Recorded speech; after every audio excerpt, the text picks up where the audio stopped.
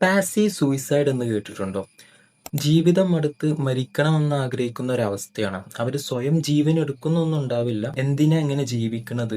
മരിച്ചാ മതിയായിരുന്നു, ജനിക്കേണ്ടിയില്ലായിരുന്നു എന്നൊക്കെ ആയിരിക്കും അവരുടെ മനസ്സിലൂടെ കടന്നു പോകുന്ന ചിന്തകൾ എന്ന് പറയുന്നത്. വളരെ അടുത്തുള്ള ആളുകളുമായിട്ട് ചിലപ്പോൾ അവർ ഈ ചിന്തകളൊക്കെ ഷെയർ ചെയ്യാനുള്ള സാധ്യതകളുമുണ്ട്. ഈ യാത്ര ചെയ്യുന്ന സമയങ്ങളിൽ ഈ മനഃപൂർവ്വമായിട്ട് സീറ്റ് ബെൽറ്റ് ധരിക്കാതിരിക്കുക, ഹെൽമെറ്റ് ധരിക്കാതിരിക്കുക, ഓപ്പോസിറ്റ് നിന്ന് വരുന്ന വണ്ടി അവരെ ഇടിച്ചിരുന്നെങ്കിൽ എന്നൊക്കെ അവര് വിചാരിക്കുന്നുണ്ടാവും. അവർക്ക് വലിയ സേഫ്റ്റി ഒന്നും കൊടുക്കുന്നുണ്ടാവില്ല.